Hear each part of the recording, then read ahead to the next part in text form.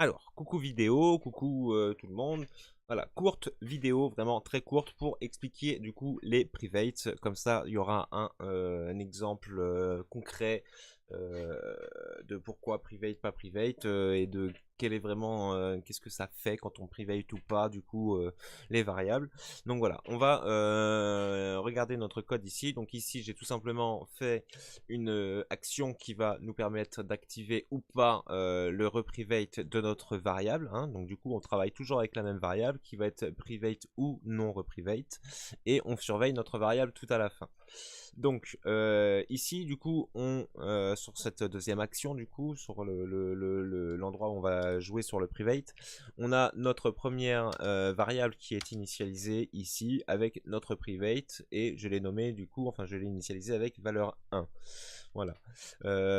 On va déterminer que quand la condition va être activée, nous allons en reprivate notre condition et que nous allons l'appeler valeur 2. Et donc que quand condition ne sera pas activée, nous n'allons pas private notre variable et nous l'appelons du coup encore valeur 2 et nous allons vérifier dans les deux cas de figure ce qu'il se passe à la fin. Donc, hop, voilà, alors on off, voilà, donc variable reprivate, donc là, hop, simple private. Donc là, on ne reprivate pas la variable, hop, démo, voilà, valeur 2. Donc là, ce qui se passe, il passe dans cette instance ici. Voilà. Donc on déclare notre variable, on l'initialise, valeur 1. Et quand on passe ici, variable du coup est redéfinie avec valeur 2. Pardon, ici. Est redéfinie du coup avec valeur 2. Et quand on surveille var à la fin, on récupère bien valeur 2. Maintenant, quand on change et qu'on fait reprivate notre variable, on reste sur valeur 1. Pourquoi? Puisque ici, on vient reprivate dans cette instance là.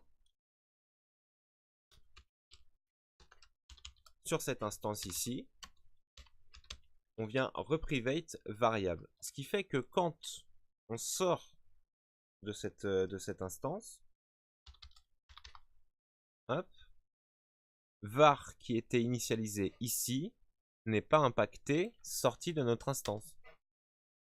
Ici, il y aura du coup var, on pourra retravailler sans problème avec une variable qui s'appellera var, lui donner toutes les valeurs que l'on souhaite et pouvoir récupérer sans problème notre variable var initialisée à la base en dehors de notre code ici.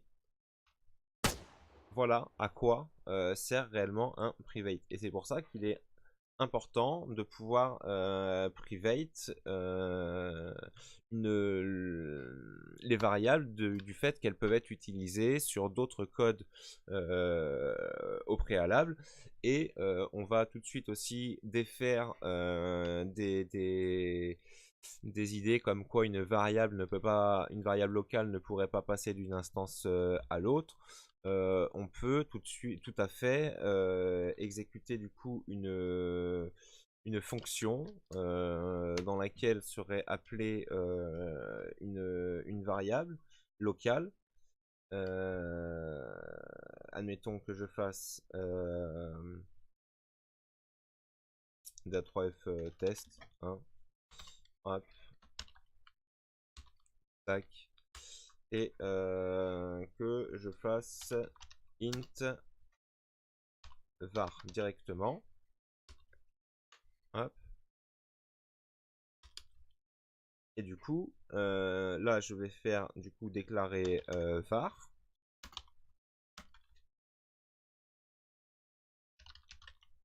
va être égal à coucou, voilà.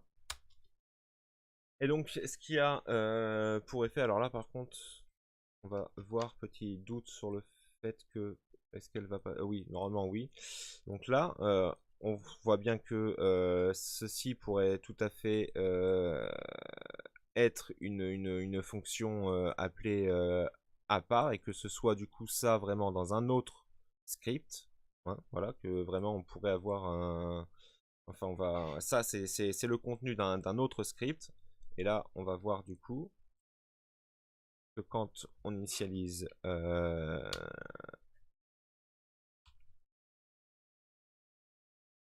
on va plutôt le faire à l'intérieur, hein. Du coup ce sera plus correct, voilà, hop, tac.